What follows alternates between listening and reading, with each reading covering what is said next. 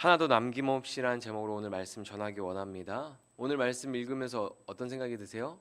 계속 반복되는 내용이 나오니까 무슨 말 하는 거지? 헷갈리죠.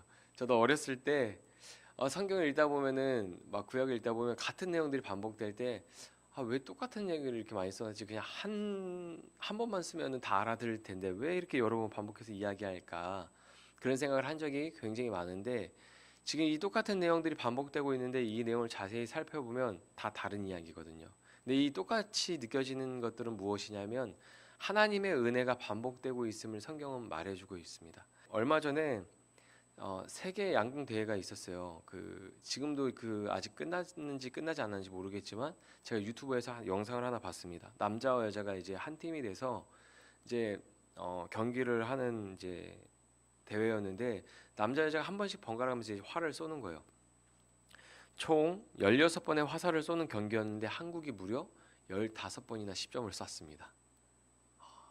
16번 쏘는 경기에서 양궁을 잘 모르는 제가 보기에도 정말 말이 안 되는 경기력인 것 같았어요.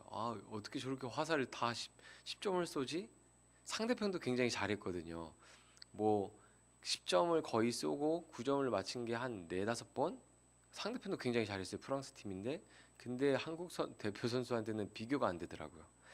계속 이게 바람의 방향이 바뀌는 환경에서 10점을 반복적으로 맞추려면 엄청난 집중력이 필요할 것 같아요. 그렇죠? 이게 그냥 서서 뿅 쏘면 끝나는 게 아니라 계속 바람이 바뀌잖아요. 이 바람이 바뀐다는 것은 길이 바뀐다는 거고 상황이 바뀐다는 건데 그때마다 거기에 맞춰서 관역을 정 가운데를 이렇게 맞춘다는 게 정말 대단한 것 같고 그러기 위해서는 정말 엄청난 집중력이 필요하겠다 보면서 이런 생각이 들었어요. 화살을 쏘는 순간 집중하기 위해서 그리고 집중력을 잃지 않기 위해서 얼마나 많은 훈련을 했을까, 얼마나 많은 반복을 했을까, 흔들리지 않고 활을 쏘기 위해서 같은 동작을 얼마나 반복했을까.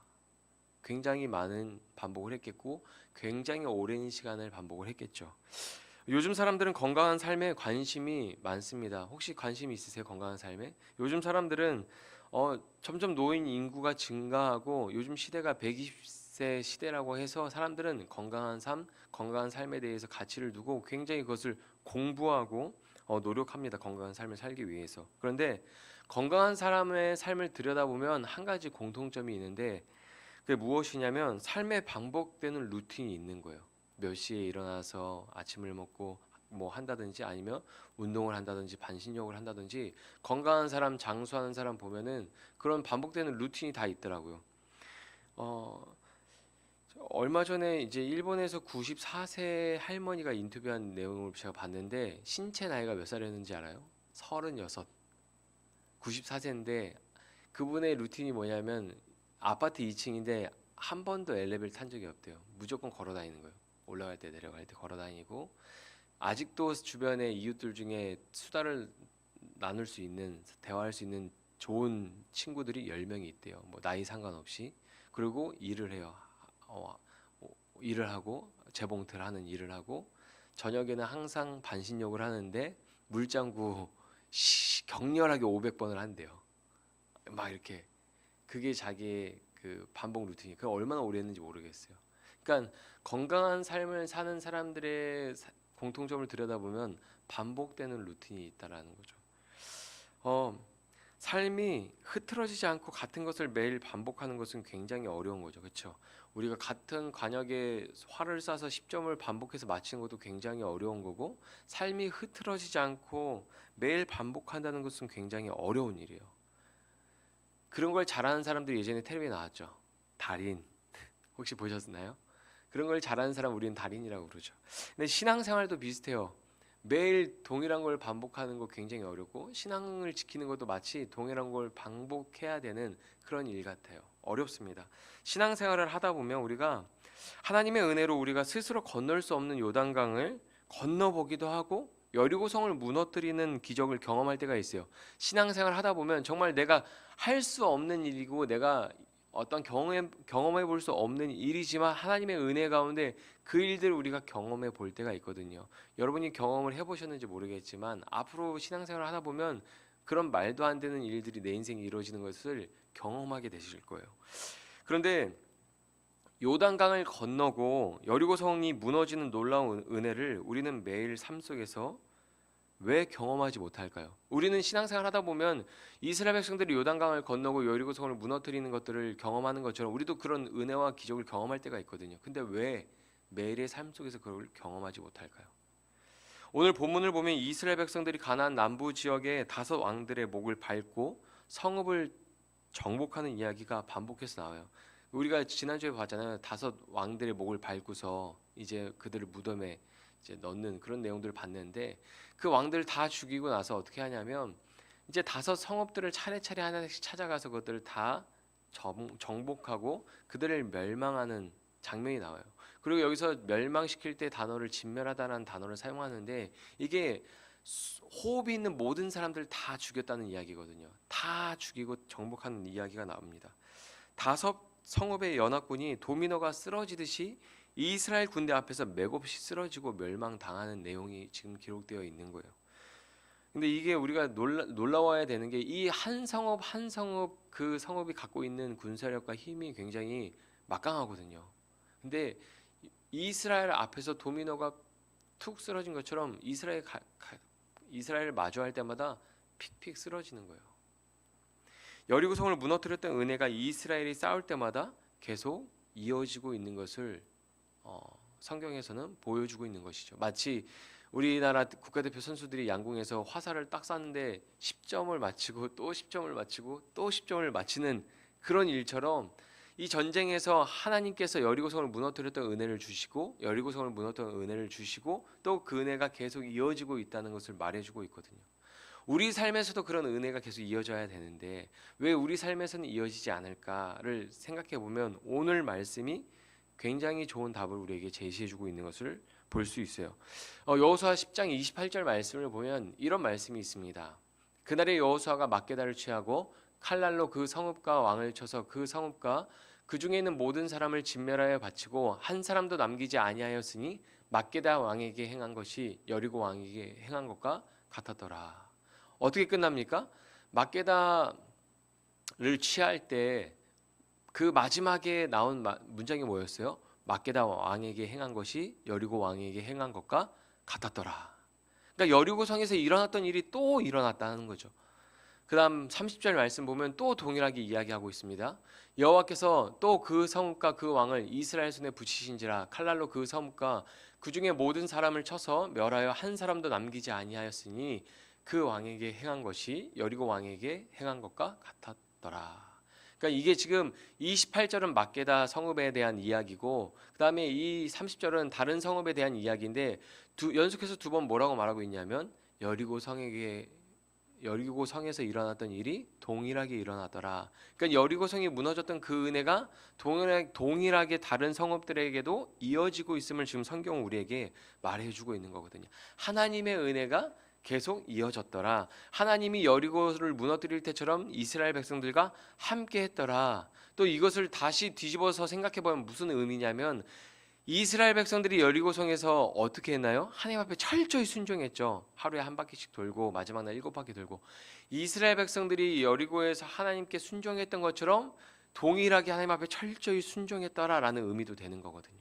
그러니까 계속해서 은혜가 이어지고 있는 이 내용의 기록은 무엇이냐면, 하나님이 은혜를 계속 주셨다, 하나님 계속 함께 하셨다라는 의미도 있지만 이스라엘 백성들이 하나님 앞에서 철저히 순종했더라 라는 거죠. 남부 지역에 있는 아모리 족속은 각 족속이 강력한 군사력을 가지고 있는 사람들이에요. 이스라엘의 힘으로 무너뜨릴 수 없는 거대한 장벽과 같습니다. 근데 그러나 도미노가 쓰러지면 그 다음에 있는 블록이 쉽게 넘어지고 쓰러지는 것처럼 하나님은 이스라엘이 싸울 때마다 여리고 성읍에 일어났던 기적이 그 은혜가 반복해서 일어나게 하셨습니다.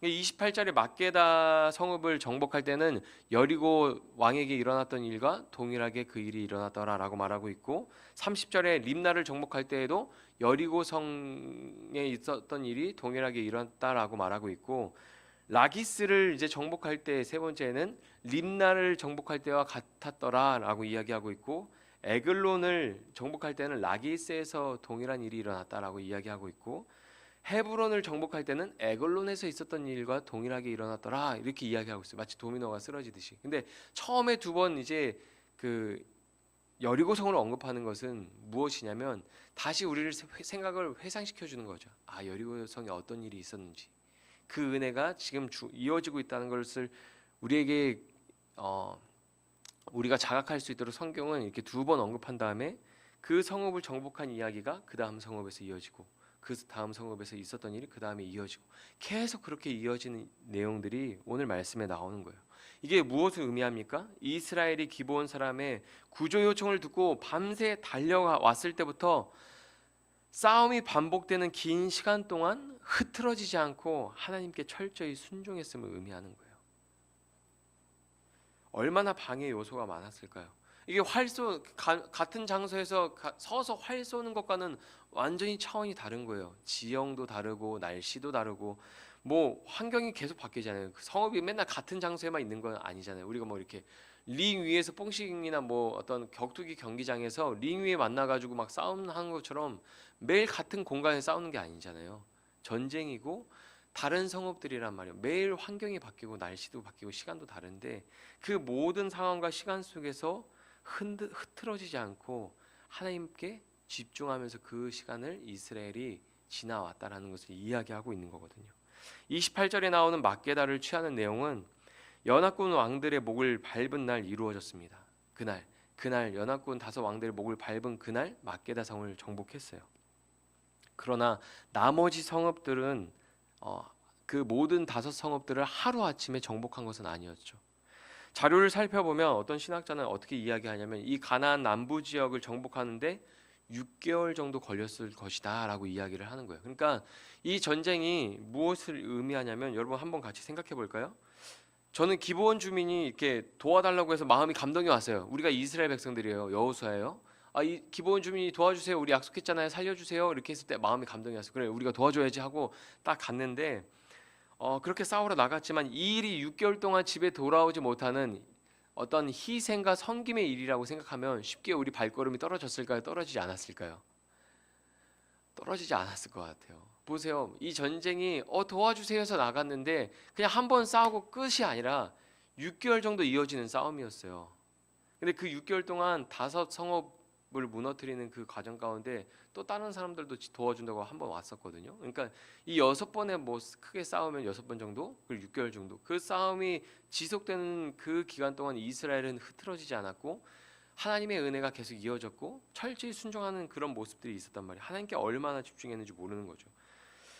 저는 만약에 기브온이 도와달라고 했을 때 마음이 감동이 일어나서 이렇게 도와주려고 딱 걸음을 나갈 때 이 일이 6개월 동안 내가 희생하고 내가 6개월 동안 섬기고 막 집에 돌아오지 못하는 일인 줄 알았으면 저는 못 나갔을 것 같아요.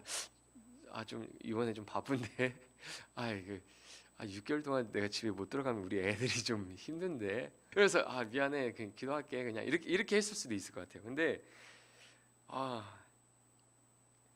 오늘 본문을 자세히 들여다보면 이스라엘은 하나님 뜻에 순종하는 일에 오랜 시간 동안 집중하는 모습을 보여줘요. 그들에게 아이성에서 실수했던 모습은 볼 수가 없었고 아간처럼 실수하는 모습도 그들에게 보이지 않았어요. 철저히 하나님 말씀에 순종하고 하나님의 은혜를 누리죠. 이렇게 긴 시간 동안 흐트러지지 않고 작은 것 하나도 실수하지 않고 하나님 뜻에서 좌로나 우로나 치우치지 않고 순종하는 것은 굉장히 대단한 일이죠. 우리가 우리의 삶에서 이런 것들을 경험한다면 이거는 굉장한 거예요. 이거는 내가 잘하는 게 아니라 하나님의 은혜가 너무 강력한 거죠. 물에 빠진 베드로의 이야기 한번 우리가 들어봤을 텐데, 베드로가 무리를 걷잖아요. 예수님 만나서 바다에서. 근데 베드로가 무리를 걷다가 곧 물에 다시 빠져요. 왜요? 그의 시선이 출렁이는 바다를 보게 됐거든요. 그 소리를 듣고 출렁이는 물을 보면서 예수님 바라보다가 시선이 그 물에 빼앗기고 그 바람의 상황에 빼앗겨서 그 물에 빠진단 말이에요. 근데 우리는 신앙생활 할 때 이 이스라엘 백성들이 6개월 정도 되는 시간 동안 하나님 앞에 집중하고 순종하고 하나님만 바라보며 나아갔던 것처럼 하나님 앞에 집중하는 게 그렇게 어려워요. 베드로 보세요. 1시간도 아니에요. 5분도 아니에요. 순간 예수님 저도 그럼 물 위로 걷게 해주세요 라고 해서 걸음을 떼었는데 바로 물에 빠지잖아요. 그게 우리 신앙이잖아요. 우리는 교회 와서 하나님 앞에 집중하고 예배드리며 나가지만 이 예배가 끝나고 집에 돌아가는 그 발걸음을 떼는 순간 우리는 물에 빠진다고요. 그렇죠? 교회를 나가는 순간 어쩌면 교회 안에서도 우리는 물에 빠질 때가 있죠. 다른 생각에 빠지고 우리 마음이 다른 생각에 붙잡혀서. 근데 우리 신앙생활은 어떠냐면 물에 빠진 베드로처럼 우리의 시선과 마음을 빼앗는 환경과 상황들이 우리한테 굉장히 많죠. 그래서 하나님 앞에 집중하지 못하고 하나님 말씀에 집중하지 못하고 순종하지 못할 때가 굉장히 많고, 그래서 하나님의 은혜가 이어지지 않을 때가 많다는 거예요. 근데 이스라엘 백성들이 이 싸움, 남부 지역을 정복하는 싸움에서는 흐트러지지 않았다는 거예요. 그들의 마음이 흐트러지지 않고 그렇게 하나님 앞에 집중해서 철저히 순종하며 하나님의 은혜를 누릴 수 있었다는 거죠. 우리가 작심 3일이라는 말이 있습니다. 마음을 먹어도 3일을 못 지키죠. 우리가 신앙생활하면서도 여러 가지를 우리가 목표를 세우거든요. 성경을 읽어야지, 올해는 뭐 일독을 해야지, 올해는 뭐 주일 한 번도 52주 동안 안 빠지고 가야지. 예전에 제가 어떤 교회 섬길 때 어떤 분이 이렇게 이야기하더라고요. 제 작년에 목표가 뭐였는지 아세요, 목사님? 주일 예배 한 번도 안 빠지는 거였어요. 근데 제가 작년에 한 번도 안 빠졌어요. 엄청 막 자부심을 갖고 이야기하는 거예요. 근데 그분 입장에서는 자부심 가질만해요. 한 번도 주일 성수를 해본 적이 없어요. 그러니까 연속해서, 그러니까 10점을 계속 쏴본 적이 없는데 10점을 16번 다 쏜 거죠. 주일 성수를 다 한 거예요. 자기한테 그게 기적이라는 거예요. 내가 계속해서 주일날 일주일에 한 번 교회를 가는 날로 정하고 우리 삶이 흐트러지지 않고 마음이 흐트러지지 않고 주일날 계속 예배에 나온 것이 자기한테는 기적이라는 거예요. 전 다른 게 기적이 아닌 거예요. 제가 교회를 52주 나올 수 있던 게 기적이에요. 아프지 않고 문제가 생기지 않고 다른 데 마음 뺏기지 않고 52주 동안 교회 나온 게 저한테는 기적이에요. 막 이렇게 이야기하는데, 저는 모태신앙으로 주일을 한 번도 빠지지 않은 사람으로서 공감을 할 수 있었을까요? 없었을까요? 좀 공감했어요? 공감했습니다. 아, 저걸로도 하나님의 은혜를 크게 누릴 수가 있구나. 아, 나도 주일 예배 나오는 걸로 저렇게 하나님 앞에 크게 은혜를 누리고 감사할 수도 있어야 되는 거구나. 그런 생각을 좀 해봤어요. 우리가 신앙생활하면서 성경 읽기, 기도하기, 뭐 신앙 안에서 여러 가지 결단을 하고 마음 먹은 것들도 우리가 쉽게 흐트러지고 넘어질 때가 많아요. 그런 사람이 무엇이든지 6개월만 반복하면 어떻게 될까요? 우리가 작심삼일이잖아요. 뭔가 오래 할 수 없는 사람들인데, 뭔가 그런 사람들이 무엇이든지 6개월만 반복하면 어떻게 될까요? 삶이 변해요. 우리가 TV에 나왔던 달인들 그거 10년, 20년, 30년 한 사람들이잖아요. 눈 감고도 하잖아요. 그 일들을. 그 사람들이 삶이 변하잖아요. 여러분, 우리가 무엇이든지 반복하지 못하는 것은 그것을 삶의 우선순위에 두고 있지 않기 때문이에요. 그것을 어느 순간부터 피부 관리하고 운동하는 게 삶의 우선순위에 첫 번째로 들어왔어요? 어느 순간부터 목적이 분명해지니까 그게 들어오는 거잖아요. 신앙도 마찬가지예요. 삶의 우선순위에서 하나님을 예배하는 것이, 하나님을 신앙하는 것이 우리 삶의 우선순위가 되면 우리가 그동안 지키지 못했던 것들이 지켜지게 되고 반복하게 되는 거고, 그것이 우리 인생에 중요하게 여겨지게 되는 거거든요. 그러니까 이스라엘 백성들은 아모리 족속을 진멸하는 일을 최우선에 두고 있었던 거예요. 내가 지금 우리가 이거 해야 될 일은 뭐 집에 돌아가고 막 그게 문제가 아니고, 지금 이 사람들 우리가 다 진멸해야 된다. 하나도 남김없이 다 죽여야 돼. 거기에 최우선으로 마음을 두고 집중하고 있었던 겁니다. 그래서 하나님께 순종하는 일에 집중할 수 있었던 거예요. 가나안 정복 전쟁은 단순히 인간 역사의 땅 따먹기 전쟁이 아니었어요. 성경은 여호수아서에 기록된 전쟁을 하나님 나라의 거룩한 전쟁을 수행하는 신앙적인 행위로 묘사하고 있습니다. 가나안 땅에서 우상을 무너뜨리고 우상을 섬기는 이방인들을 진멸하는 것을 하나님의 통치를 실현하고 황폐한 땅에 생기를 불어넣는 예배로 하나님이 받으셨어요. 자, 여호수아 10장 40절 같이 읽어볼까요? 시작. 이와 같이 여호수아가 그 온 땅 곧 산지와 내겝과 평지와 경사지와 그 모든 왕을 쳐서 하나도 남기지 아니하고 호흡이 있는 모든 자는 다 진멸하여 바쳤으니 이스라엘의 하나님 여호와께서 명령하신 것과 같았더라. 아멘. 다 진멸하여 바쳤으니, 지금 이게 전쟁이 다 끝났을 때, 모든 성읍을 다 정복했을 때 나온 말이 이 말씀인데, 뭐라고 말하고 있냐면 다 온 땅을 다 정복했다. 그러면서 뭐라고 말하고 있냐면 호흡이 있는 모든 자는 다 진멸하여 바쳤으니, 이렇게 말하고 있는 거예요. 본문 40절 말씀에는 이스라엘이 가나안 남부 지역의 온 땅을 정복한 내용을 기록하고 있습니다. 그 온 땅 곧 산지와 내겝과 평지와 경사지라는 말은 한국의 정서로 표현하면 한라에서 백두까지라는 표현이에요.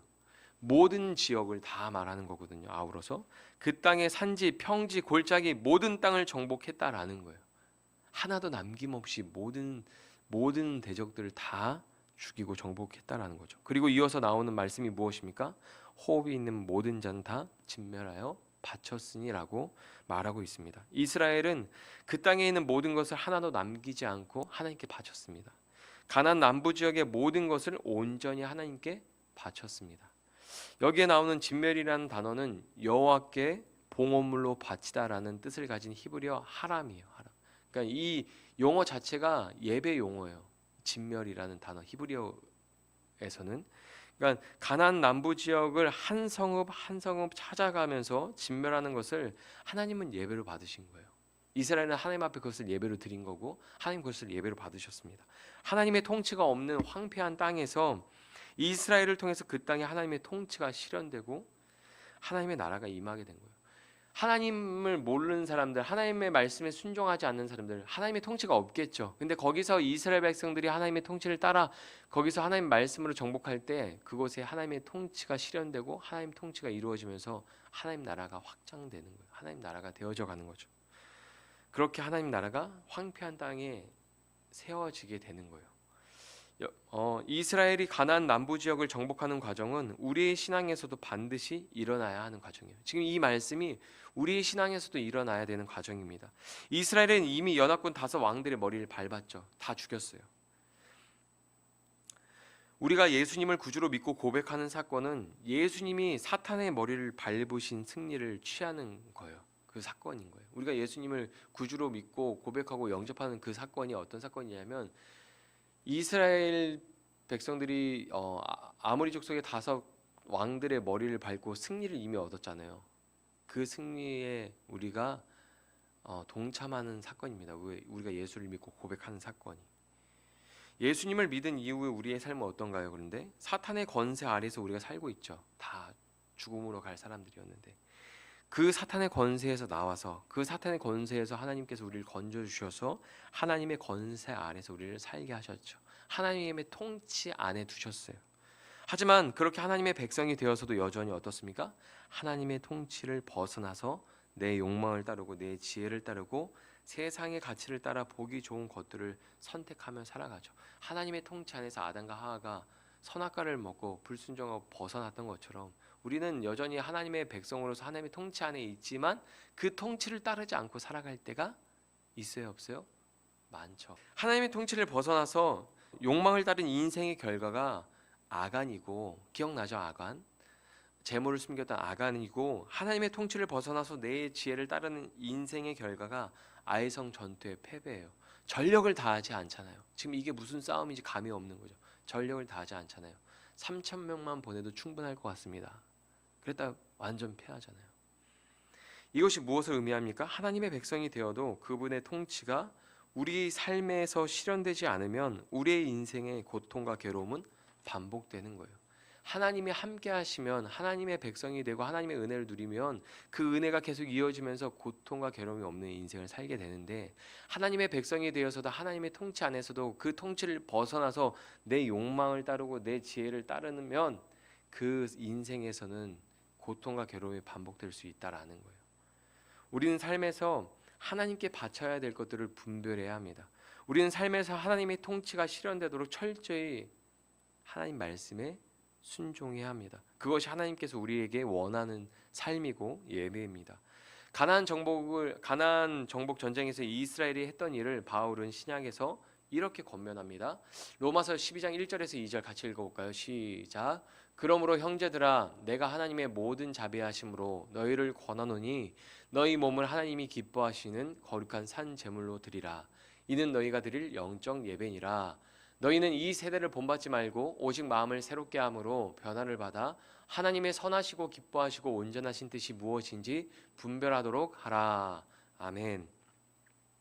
세상은 이 땅의 시대적 가치를 따라서 살아야 잘 사는 사람이라고 인정을 합니다. 그러나 성경은 이 땅의 시대적 가치를 따라서 살지 말라고 가르칩니다. 오직 하나님의 선하시고 기뻐하시고 온전하신 뜻을 분별하며 살라고 말씀하고 있습니다. 이스라엘이 5성읍을 정복하는 내용은 매우 짧게 기록하고 있죠. 한 성읍마다 한 두 절 정도, 한 두 절 정도 이제 기록을 하고 있습니다. 말씀만 보면 거저받은 승리처럼 보일 수 있어요. 그러나 그들은 그 승리를 얻기 위해서 엄청난 집중력을 발휘해서 하나님께 순종했던 겁니다. 매일 매순간 하나님 앞에서 흐트러지지 않고 죄에 넘어지지 않기 위해서 하나님께 집중하고 하나님의 뜻을 분별하며 나아갔던 것이죠. 가나안 정복 전쟁이 거룩한 땅 따먹기 게임이 아니라 하나님께 온전히 바쳐야 하는 거룩한 예배였기 때문에 그래요. 히브리어로 앞에서 말씀했던 것처럼 진멸이란 단어는 예배 용어이고 구별하여서 하나님께 바치는 봉헌을 의미합니다. 그러니까 구별하여서 하나님 앞에 드리기 위해서 그들은 흐트러지지 않았고 그들은 하나님께 집중했고 아간처럼 되지 않기 위해서 구별해서 하나님께 드리고 다 온전히 바쳤단 말이에요. 바울은 우리 몸을 거룩한 산 제물로 구별하여 드리라고 말씀하고 있죠. 우리를 온전히 하나님께 바친다는 것은 예배 시간에 교회에 와서 앉아 있는 것을 말씀하는 게 아닙니다. 우리 삶의 영역에서 하나님의 통치가 실현되도록 하나님께 나를 내어드려야 하는 것이죠. 하나님께 순종하는 삶을 제물로 하나님께 바쳐야 합니다. 하나님께 순종하는 삶이 제물이 되어서 이것이 하나님 앞에 드려져야 되는 거예요. 우리가 막 하나님과 상관없이 살다가 딱 주일날 예배해서 하나님 예배 드립니다.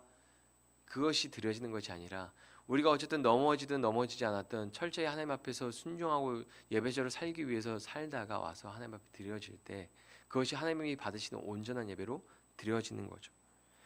여러분, 주일 성수가 왜 신앙생활에서 중요합니까?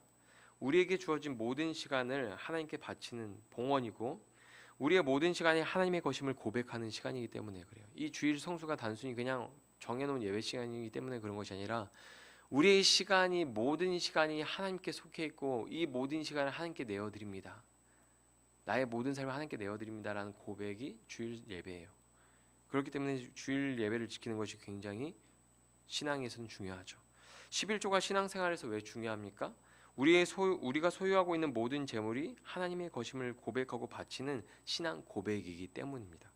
우리의 몸과 마음 그리고 시간과 재물뿐만이 아니라 우리가 가지고 있는 모든 것을 온전히 구별해 하나님께 바쳐야 하는 것이죠. 삶의 모든 영역이 하나도 남김없이 하나님께 드려져야 되는 거예요. 삶의 모든 영역이 하나도 남김없이 하나님 앞에 드려져야 되는 거예요.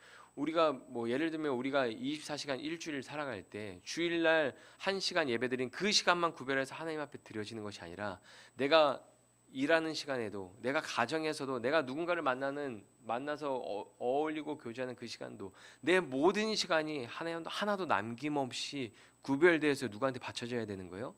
하나님께 바쳐져야 되는 거예요. 우리의 시간뿐만이 아니라 우리의 몸과 마음과 우리의 모든 재물도 하나님 앞에 구별돼서 바쳐져야 되는 거죠. 그래서 신약에서 예수님이 이렇게 말하는 거예요. 하나님이 너희를 사랑한 것처럼 너희가 하나님을 사랑해라 이렇게 말할 때 그냥 사랑하라고 말하지 않고 온 마음과 정성과 뜻과 내 의지를 다해서 사랑해라 말하는 우리의 모든 것을 다해서 하나도 남김없이 하나님을 사랑하라고 말하는 것이거든요. 오늘 본문을 보면 반복되는 문장들이 문장들이 몇 가지 나옵니다. 그 중에 하나가 이 문구입니다. 한 사람도 남기지 아니하였으니. 모두 하나님께 바쳤다는 의미죠.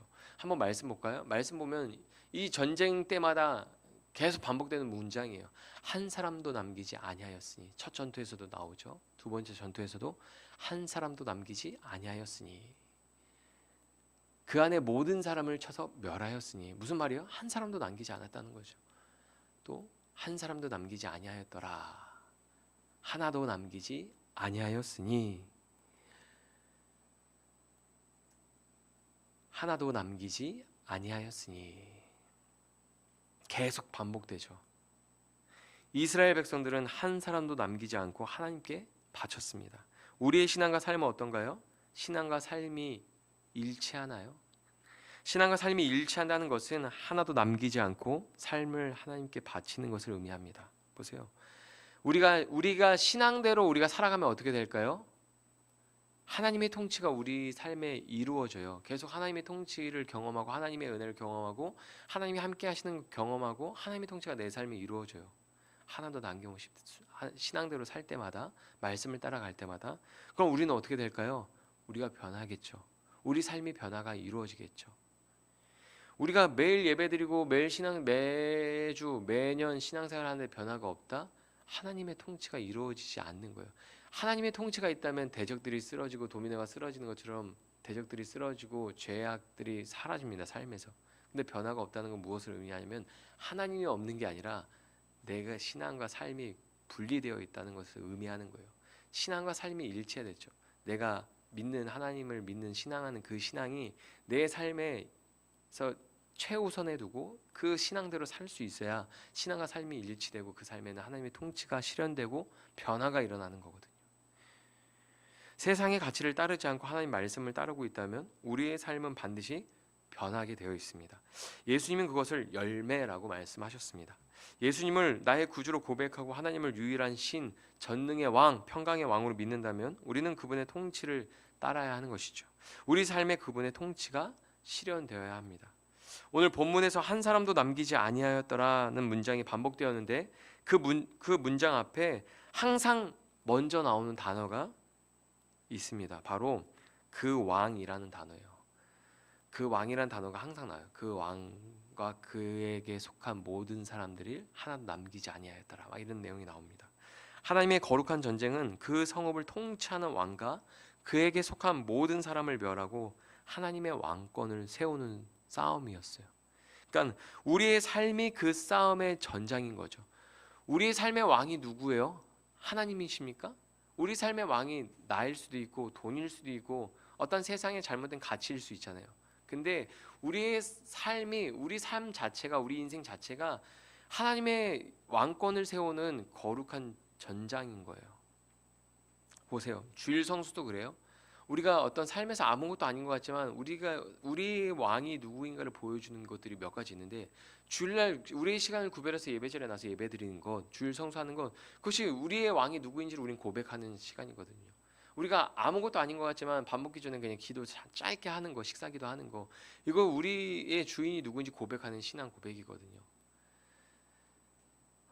제가 집에서 이제 밥 먹을 때마다 이제 우리가 기도를 해요, 아이들이 같이. 근데 이제 서준이는 그냥 하나님 잘 먹겠습니다, 아멘, 감사합니다, 아멘 하고 기도를 하는데 유진은 어떤 기도를 하냐면 노래를 불러요. 날마다 우리에게. 근데 뭐 식당에 가도 얘가 창피한 거 모르고 날마다 우리에게 막 이렇게 크게 불러. 집에서처럼 민망하잖아요. 다른 사람도 있는데 막 기분 좋으면 더 크게 불러요, 막 놀러 가면. 근데 최근에 지난달에 이렇게 딱 어디 이렇게 놀러 가서 식당에서 밥을 먹는데 주변에 사람들이 많았어요. 근데 자, 우리 기도하고 밥 먹자 했는데 애가 기도를 안 하고 막 고민하는 거예요. 그래서 왜 그래? 그랬더니 날마다 우리에게 좀 그건 좀 그런데 왜? 창피하다는 거예요. 사람들이 많아서. 그럼 그냥 기도해요. 하나님 잘 먹겠습니다, 예수님의 이름으로 기도합니다, 아멘 하고 먹었어요. 5살 아이도 사람들과 우리가 다르다는 걸 느끼는 거예요. 무슨 말인지 아시겠어요? 5살 아이도 식당에서 밥 먹는 사람들과 우리가 다르다는 걸 느끼는 거예요.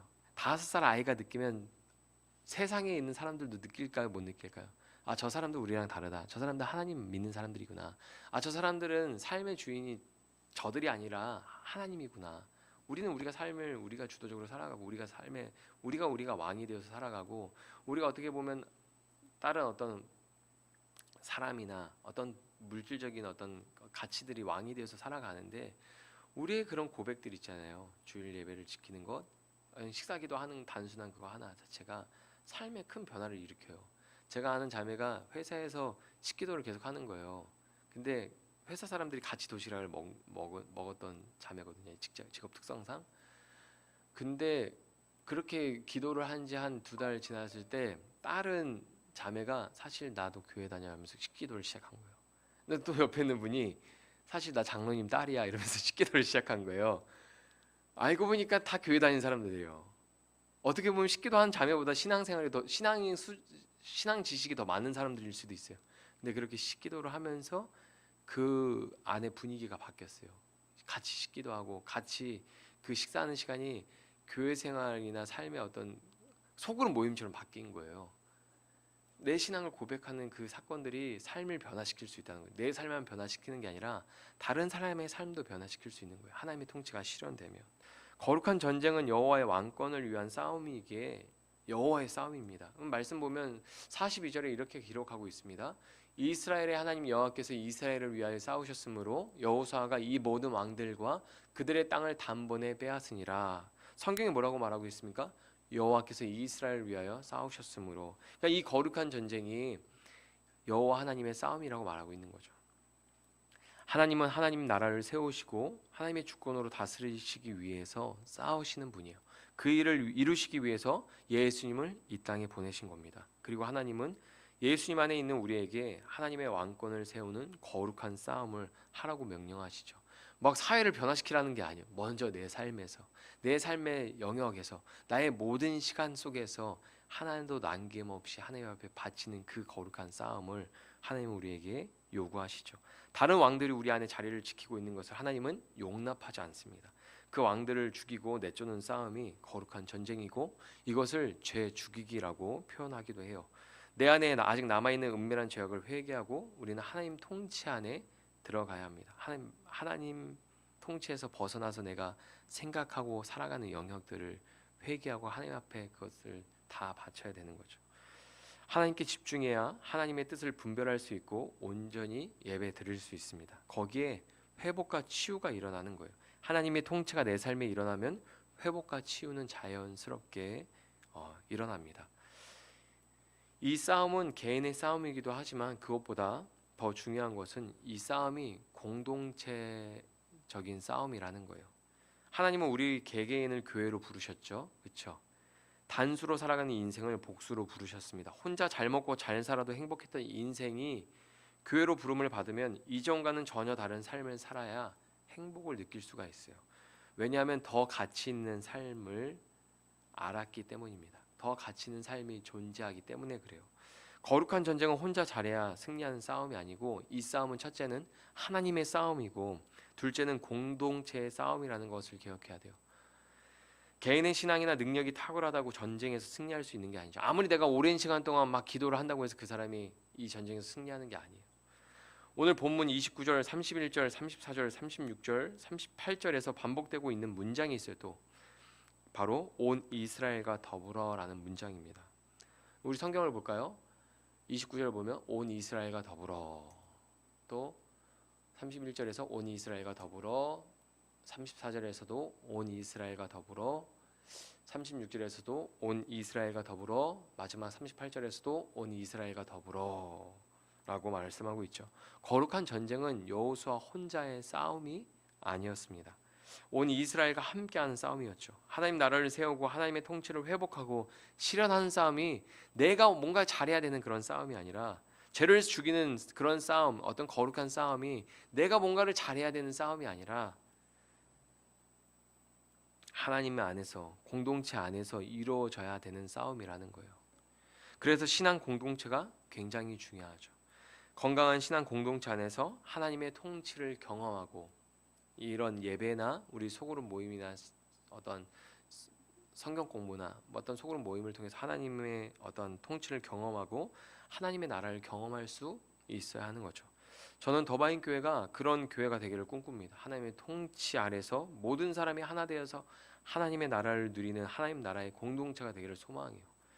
왜냐하면 이것은 이 땅의 모든 교회에게 하나님이 원하시는 일이기 때문이죠. 막 교회 모여서 그냥 예배드리고 막 이렇게 그냥 교제하고 그냥 나가는 것이 아니라 하나님의 은혜를 서로 고백하는 거죠. 예배 주신 하나님의 은혜, 우리 삶도 예배를 바쳐진다면 거기에도 간증이 있거든요. 이 삶 속에서 하나님이 주셨던 은혜들 막 나누는 그런 교회가 되기를 소망하죠.